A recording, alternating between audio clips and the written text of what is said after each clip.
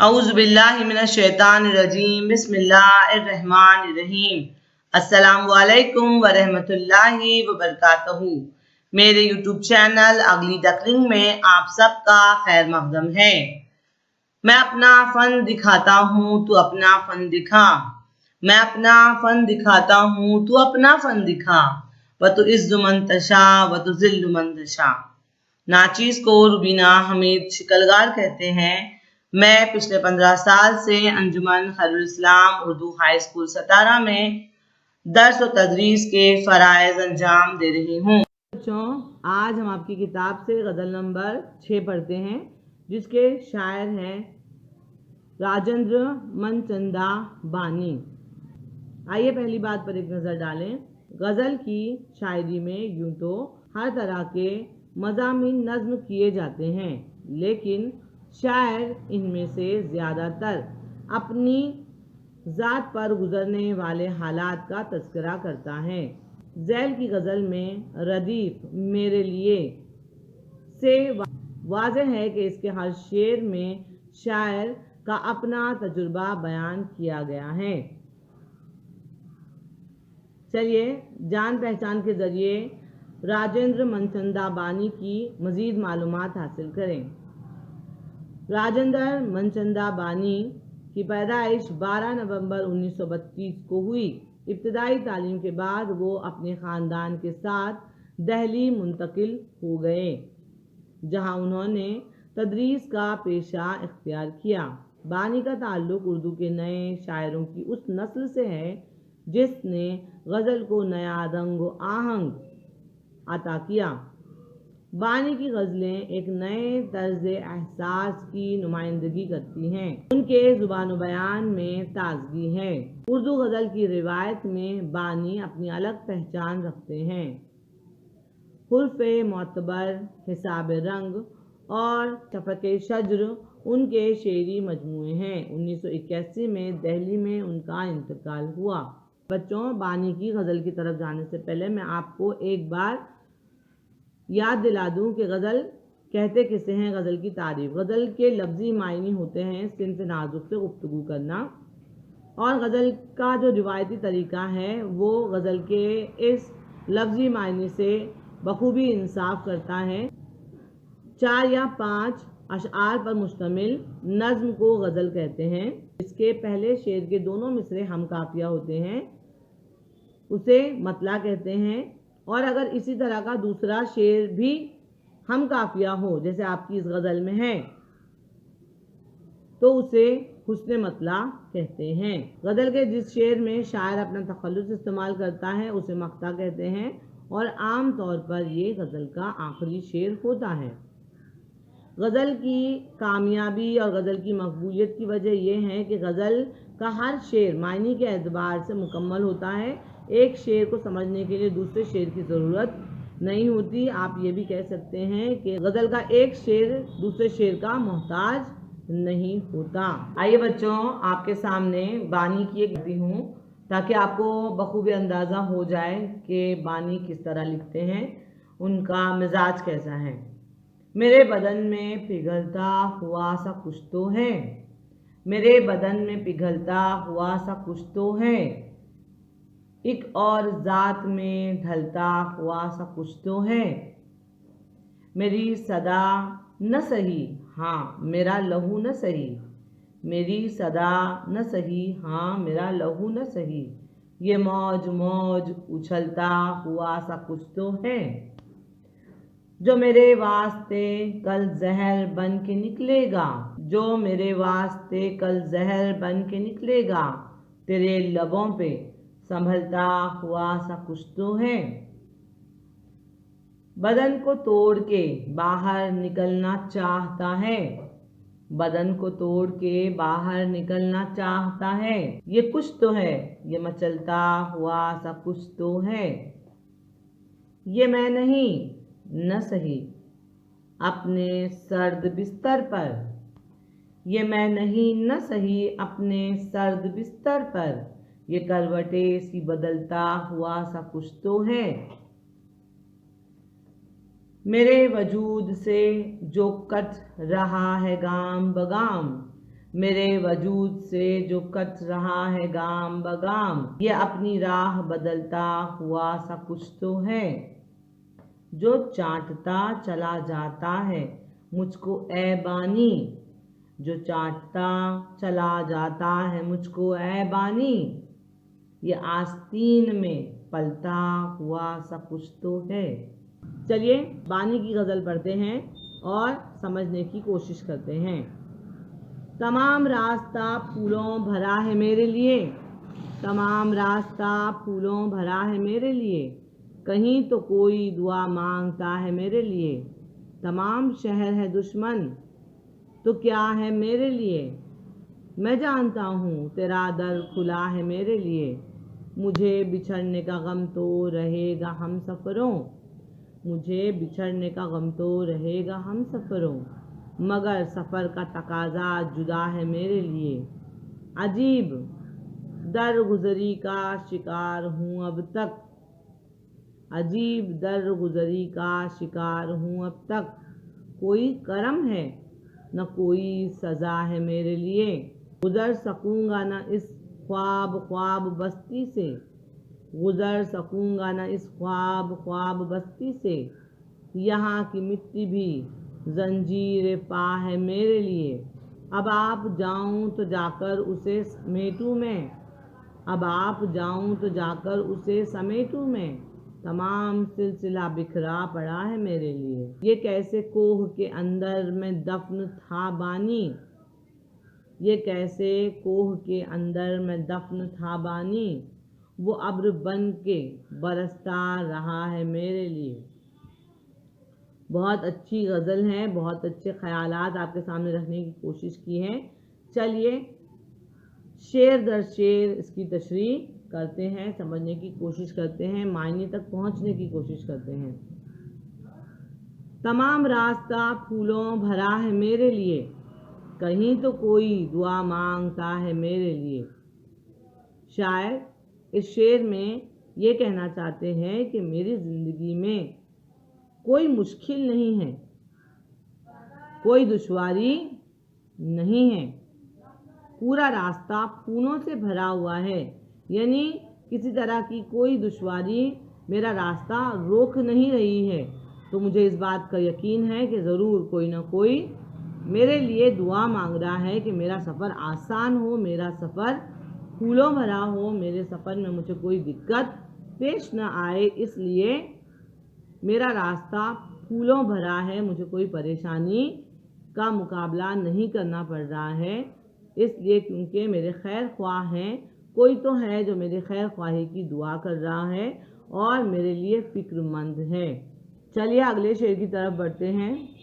तमाम शहर है दुश्मन तो क्या है मेरे लिए, तमाम शहर है दुश्मन तो क्या है मेरे लिए, मैं जानता हूँ तेरा दर खुला है मेरे लिए।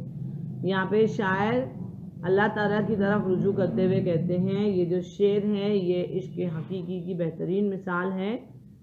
शायर यहाँ पे पूरे यकीन के साथ, मुस्तहकीम ईमान के साथ ये कह रहे हैं और आपको भी बता रहे हैं कि तमाम शहर है दुश्मन तो क्या है मेरे लिए, यानी अगर कभी ऐसी सिचुएशन आ जाए, कभी ऐसे हालात बन जाए ज़िंदगी में कि तमाम शहर आपका दुश्मन बन जाए, तब भी आपको घबराने की ज़रूरत नहीं है। शायद यहाँ पे फरमाते हैं कि पूरा शहर मेरा दुश्मन बना हुआ है, मेरे लिए साजिशें की जा रही हैं, लेकिन मैं जानता हूँ कि तेरा दर मेरे लिए खुला है, यानी अगर किसी को मेरी परवाह नहीं है तो तू है जो मेरी परवाह करने वाला है, वो खुदा है, वो मेरा पालनहार है जो कभी भी मुझसे मुंह नहीं फेरेगा, जिसका नज़र करम मुझ पर हमेशा से है। और यही एक बात काफ़ी है मेरे लिए, अगर सारा ज़माना भी मेरा दुश्मन बन जाए तो मैं ज़ाते बारी से मायूस नहीं हूँ, मुझे यकीन है कि उसका दर मेरे लिए खुला है, वो मुझे कभी नाउम्मीद नहीं करेगा। मेरी कोशिशें रंग लाएंगी, चाहे सारी दुनिया मेरी दुश्मन बन जाए, सारी दुनिया मेरे ख़िलाफ़ साजिश करे, लेकिन मैं जानता हूँ कि अल्लाह ताला मेरे साथ है, मुझे उसका आसरा है और उसी का सहारा है, और अगर मुझे उसका सहारा है तो मुझे किसी से डरने घबराने की ज़रूरत बिल्कुल नहीं है, चाहे सारा शहर ही मेरा दुश्मन क्यों न हो। चलिए अगले शेर की तरफ बढ़ते हैं। मुझे बिछड़ने का गम तो रहेगा हम सफ़रों, मुझे बिछड़ने का गम तो रहेगा हम सफ़रों, मगर सफ़र का तकाजा जुदा है मेरे लिए। बहुत अच्छा शेर है, ज़िंदगी की एक कड़वी सच्चाई है जो आपके सामने शायर पेश करना चाहते हैं। शायर बानी ये कहना चाहते हैं कि बिछड़ना किसी को पसंद नहीं होता। जब भी हम किसी से बिछड़ते हैं, जुदा होते हैं, रास्ते अलग अलग हो जाते हैं हमारे, तो हमें बहुत बुरा लगता है, लेकिन ये दुनिया का दस्तूर है। जब हमें एक चीज़ हासिल हो जाती है, जब हम एक मंजिल पे पहुंचते हैं, तो हम दूसरी की जुस्तजू में आगे बढ़ जाते हैं। तो वो अपने हम सफ़रों को, अपने साथ सफ़र करने वाले अपने साथियों को, अपने दोस्तों को ये कह रहे हैं कि बिछड़ने का गम मुझे भी है, आप लोगों से अलग होने का, जुदा होने का, बिछड़ने का गम मुझे भी है, लेकिन सफ़र का तकाजा मेरे लिए जुदा है, सफ़र का मतलब मेरे लिए अलग है, मुझे सफ़र करना ही होगा। मैं एक तड़प के साथ हूँ और हमेशा सफ़र में मसरूफ़ रहता हूँ। सफ़र का मतलब मेरे लिए कुछ और ही है, इसलिए मुझे आप लोगों से अलग होना होगा। ये ज़िंदगी का तकाजा है कि हम जब आगे बढ़ते हैं, तरक्की की नई नई मंजिलें हम हासिल करते हैं, करते चले जाते हैं, तो हमें कुछ लोगों को पीछे छोड़कर आगे बढ़ना होता है। इसका मतलब ये नहीं होता कि हमको उनसे बिछड़ने का अफसोस नहीं है, गम नहीं है। चलिए अगला शेर देखते हैं। अजीब दरगुजरी का शिकार हूँ अब तक, अजीब दरगुजरी का शिकार हूँ अब तक, कोई करम है न कोई सज़ा है मेरे लिए। दरगुजर करने का मतलब होता है नज़रअंदाज करना। ये बहुत तकलीफ़ की बात शायर आप लोगों के सामने पेश कर रहे हैं। शायर कह रहे हैं कि बहुत ज़्यादा अच्छी तरीके से पेश आने के बावजूद, सभी लोगों से बहुत अच्छा सलूक रखने के बावजूद, अजीब तरीके से लोग मुझे दरगुजर करते आए हैं, मेरी काबिलियतों को नज़रअंदाज करते आए हैं, मेरे हुनर को नकारते आए हैं, और मैं अजीब किस्म की बेवजह ही दरगुजरी का, नज़रअंदाज करने का शिकार होता आया हूँ। ये देखिए, आप अगर इस बात को समझेंगे तो आपको शायर की तकलीफ़ का अंदाज़ा होगा कि हम कोशिश कर रहे हैं, हम कोशिश कर रहे हैं, लगातार कोशिश कर रहे हैं, अपना काम बेहतर और बेहतर करने की कोशिश कर रहे हैं, दूसरों के भी काम आने की कोशिश कर रहे हैं, लेकिन किसी को आपकी मेहनत, आपकी कोशिश की तारीफ़ नहीं करनी है। कोई आपके बारे में कोई भी राय आपके बारे में पेश नहीं कर रहा है, आपको नज़रअंदाज किया जा रहा है, आपकी कोशिशों को न सराहा जा रहा है, न कोई करम, न कोई सज़ा है मेरे लिए, ना मुझे कोई सज़ा दी जा रही है, यानी कोई अच्छी या बुरी बात कुछ भी मेरे हक़ में नहीं की जा रही है, ना मुझ पर कोई मेरी तारीफ़ हो रही है, मुझे शाबाशी भी नहीं मिल रही है, और न ही कोई सज़ा दे रहे हैं। यानी अगर सज़ा भी कोई दे तो लगता है कि जो हमारा जिनको खुश करने का हमारा मकसद है, उनको हमारी कोई बात नागवार गुजरी है, तो वो हमें सज़ा दे रहे हैं। सज़ा भी दे, शायर कहते हैं कि सज़ा के ज़रिए ही सही, अगर वो हमारे काम में कुछ नुक्स निकाल रहे हैं, तब भी मैं खुश हूँ कि वो मेरे काम को देख तो रहे हैं, उनकी नज़र तो है मेरी मेहनत पर। लेकिन यहाँ तो मामला कुछ और ही है, ना मुझे शाबाशी मिल रही है और ना ही कोई नुक्ताचीनी मेरे हिस्से में आ रही है। मुझे समझ ही नहीं आ रहा है कि कैसी अजीब दरगुजरी का शिकार हो रहा हूँ मैं। इस शेर को हम इसके मजाजी के पस मंज़र में भी समझ सकते हैं कि शायर अपने महबूब की तरफ मुतवज्जा है, उससे सज़ा की उम्मीद है, उससे करम की उम्मीद है, लेकिन न सज़ा नसीब हो रही है और न ही करम नसीब हो रहा है। बस एक अजीब किस्म की दरगुजरी का शिकार होते जा रहे हैं शायर। चलिए अगले शेर की तरफ बढ़ते हैं। बहुत अच्छा शेर है ये भी। गुज़र सकूँगा ना इस ख्वाब ख्वाब बस्ती से, गुज़र सकूँगा ना इस ख्वाब ख्वाब बस्ती से, यहाँ की मिट्टी भी जंजीर पा है मेरे लिए। शायद ये कहना चाहते हैं इस शेर के ज़रिए कि वो जगह, वो लम्हा हमें बहुत अच्छा लगता है जिसमें हमको मसरत, तसल्ली और खुशियाँ मिलती हैं। तो शायर कहते हैं कि ये जो बस्ती है ये ख्वाब ख्वाब बस्ती है। ख्वाबों में जिस चीज़ का तसव्वुर कर सकता है इंसान, ये वैसी बस्ती है, ये वैसी सोहबत है। मैं यहाँ से गुज़र ही नहीं सकता। मेरे पाँव मुझे यहाँ से आगे बढ़ते हुए नज़र नहीं आ रहे हैं। यहाँ की तो मिट्टी भी मेरे पाँव की जंजीर बन रही है। ऐसा लगता है कि यहाँ की मिट्टी भी मेरे लिए जंजीर बन गई है, मेरे पाँव की जंजीर बन गई है। यानी ये जो मकाम पे मैं आया हूँ, ज़िंदगी लाई है, तो ऐसा लगता है कि मैं यहाँ से गुज़र नहीं सकता, गुज़र नहीं पाऊँगा, मैं यहाँ से निकल नहीं पाऊँगा। इस ख्वाब ख्वाब बस्ती से, इस ऐसी हसीन खूबसूरत बस्ती से मैं निकल नहीं पाऊँगा, मैं आगे बढ़ नहीं पाऊँगा। यहाँ की मिट्टी मुझे रोक रही है, यहाँ का हर चीज़ जो है वो मुझे लुभा रही है, मुझे अपने साथ रोकने की पूरी साजिश कर रही है। बहुत बार ऐसा होता है कि बहुत सारे वाक़यात, बहुत सारी जगहें हमें बहुत अच्छी लगती हैं, लेकिन हम हमेशा वहाँ पर नहीं रह सकते क्योंकि हमको आगे बढ़ना है। ठीक है, चलिए अगले शेर की तरफ बढ़ते हैं। अब आप जाऊं तो जाकर उसे समेटूंगा, अब आप जाऊं तो जाकर उसे समेट, तमाम सिलसिला बिखरा पड़ा है मेरे लिए।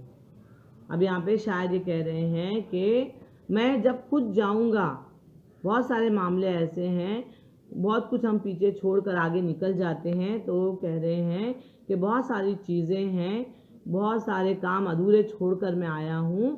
अब जब मैं खुद जाऊंगा तब मैं वो सारी चीज़ों को समेट दूंगा। रिश्तों में जो दरार रह गई है, जो दूरियां हो गई हैं, उसकी वजह से जो गैप हो गई है, उस सारी चीज़ों को मैं समेट लूँगा। ये तमाम रास्ता बिखरा पड़ा है मेरे लिए सारा रास्ता जो है, ये सारा सिलसिला जो है ये बिखरा पड़ा है, सारी चीज़ें बिखर गई हैं, सब चीज़ों को मैं समेट लूँगा जब मैं खुद वहाँ पर पहुँचूँगा। यानी जो चीज़ें हमारी वजह से बिगड़ गई हैं, जो मामलात हमारी वजह से टूटने की कगार पर हैं, बिखर गए हैं, नागवार हो गए हैं हालात, उनको मुझे ही जाके संवारना होगा। जब मैं खुद जाऊंगा तब मैं इस सिलसिले को, इस बिखरे हुए सिलसिले को समेट लूँगा, संभाल लूँगा। ये कैसे कोह के अंदर मैं दफन था बानी, वो अब्र बन के बरसता रहा है मेरे लिए। बहुत अच्छा शेर है और बहुत अच्छे ख्याल के साथ शायर अपनी गज़ल को ख़त्म करते हैं। जैसे कि मैंने इससे पहले बताया था, जिस शेर में शायर अपना तखल्लुस इस्तेमाल करते हैं उसे मक्ता कहते हैं, और मक्ता उमूमन गज़ल का आखिरी शेर होता है। तो आखिरी शेर मक्ता इस गज़ल का आप लोगों के सामने है, जिसमें बानी खुद से मुखातिब होकर कहते हैं कि ऐ बानी, ये कैसे कोह यानी पहाड़ के अंदर मैं दफन था, कि वो जिसकी मेहरबानी की, जिसकी करम की मैं उम्र भर तमन्ना करता रहा और वो मुझ पर बाहर मेहरबानियाँ बरसाता रहा, अब्र बन के बरसता रहा मुझ पर, और मुझे उसकी कोई खबर ही नहीं थी। इस शेर को आप इस तरह से ले सकते हैं, इसके मजाजी की तरह भी ले सकते हैं और इसके हकीकी की तरह भी ले सकते हैं। पहले हम इसके मजाजी के ज़मीन पर इसको समझने की कोशिश करते हैं कि शायर कहते हैं कि महबूब मुझ पर नज़र करम करे, मुझ पर मेहरबानियाँ करे, मुझ पर दिल निछावर करे। इसकी तमन्ना मैंने तमाम उम्र की, लेकिन ऐसे हालात पैदा हो गए या कुछ गलत फहमियाँ हमारे बीच ऐसी आ गई। ये जो पहाड़ है, पहाड़ के अंदर दफन होना, यानी कुछ ऐसी सिचुएशन आ गई, कुछ ऐसे हालात पैदा हो गए कि हम जो है अपने आप में सिमट कर रह गए और वो हम पर उधर वो हमारे बारे में अच्छा सोचता रहा, हमारा इंतज़ार करता रहा, हम पर करम फरमा रहा, हम पर मेहरबानियाँ निछावर करता रहा, हम पर जान निछावर करता रहा, हम पर मेहरबानियाँ करने की सोचता रहा। लेकिन हम कैसे गलतफहमियों के पहाड़ के नीचे दफन थे कि हमें इसकी खबर ही नहीं हुई और वो बादल की तरह फैज़ पहुंचाने की कोशिश करता रहा हमको, और हम जो हैं उससे बेखबर रहे। ये तो हो गई इश्क़ मजाजी की बात। इश्क़ हकीकी के लिए हम ये कह सकते हैं कि अल्लाह ताला जिसने हमें बनाया है और कई नेमतों से नवाजा है और वो नवाजता ही रहता है हमें, हम उसे याद करें या न करें। तो शायद ये कहना चाहती कि ये मैं कैसे पहाड़ के नीचे, कैसे मसरूफियत के पहाड़ के नीचे, कोह के नीचे दफन था कि मेरा खुदा मुझ पर लगातार अब्र बरसाता रहा, मुझ पर मेहरबानियाँ करता रहा और मुझे पलटकर उसका शुक्रिया अदा करने का भी वक्त नहीं मिला। यानी हम अपनी ज़िंदगी में बहुत मसरूफ़ रहते हैं, हमको इस बात का अंदाज़ा ही नहीं होता कि अल्लाह ताला ने हम पर कितनी सारी मेहरबानियाँ की हैं। हम रोज़ी रोज़गार के झमेले में, अपनी दीगर मसरूफियात में इतने उलझ जाते हैं कि अल्हम्दुलिल्लाह कहने का भी वक्त हम नहीं निकाल पाते। इस बात की तरफ शायर का इशारा है कि मेरा खुदा मुझ पर पहले भी मेहरबान था, हमेशा से मेहरबान रहा है और मैं उससे गाफिल रहा। मुझे उसके शुक्र की तौफीक नहीं हुई, मुझे उसके शुक्र की हिदायत नहीं मिली, मुझे उसके शुक्र की फुर्सत नहीं मिली। और ऐसी मसरूफियात से बाज रहना चाहिए जो हमारे कर्म करने वाले के बारे में भी सोचने का हमको मौका नहीं देती। चलिए, मैंने कोशिश की है कि आप लोगों को ये गज़ल समझ में आ जाए। बहुत अच्छी गज़ल थी। अपना वीडियो ख़त्म करने से पहले मैं आप लोगों को एक और बार याद दिला दूं कि गज़ल का हर शेर, जैसे कि मैंने इससे पहले बताया कि गज़ल का हर शेर मुकम्मल होता है अपने आप में। तो आप अपने तौर पर अपनी समझ के मुताबिक इसके कई मायने निकाल सकते हैं और इसके मायने तक पहुंचने की कोशिश कर सकते हैं। जो शायर ने हमको पैगाम देने की कोशिश की है उस तक पहुंचने की कोशिश कर सकते हैं। लेकिन ध्यान सिर्फ इतना रहे कि हम दिन को रात न कह दें, सफ़ेद को काला न बता दें। सिर्फ इस बात का ध्यान रखिए। ये मैं इसलिए कह रही हूँ आप लोगों से कि बच्चों को आदत होती है कि जो कह दिया, जो बता दिया कि ये तशरीह है, उसी पर जोर देते हैं बच्चे और रट्टू तोते की जैसे रट्टा लगाकर उसको लिखने की कोशिश करते हैं। गज़ल, नज़म, इनकी तशरीह जो है आप एक बार समझ लें, फिर किसी भी शेर की तशरीह आप कर सकते हैं। इस तरह आप अपने आप को तैयार कीजिए तो ये आपके लिए आसानी होगी, आपको बोझ नहीं लगेगा नज़मों की तशरीह करना, गज़ल के अशार की तशरीह करना। तो मैं उम्मीद करती हूँ कि आपको ये गज़ल की तशरीह समझ में आई होगी और आपको गज़ल की तशरीह करने में कोई परेशानी नहीं होगी। आप लोगों ने अब तक मेरे वीडियोस को खूब देखा है, मेरी कोशिशों को सराहा है, इसलिए आप लोगों का मैं तहे दिल से शुक्रिया अदा करती हूँ। आगे भी अपनी इनायतें, अपनी मोहब्बतें मुझ पर और मेरे चैनल पर बनाए रखिए। मेरे वीडियोस को देखते रहिए, शेयर करते रहिए, सब्सक्राइब कीजिए मेरे चैनल को। मेरा वीडियो देखने के लिए, मेरे साथ बने रहने के लिए आप लोगों का बहुत बहुत शुक्रिया।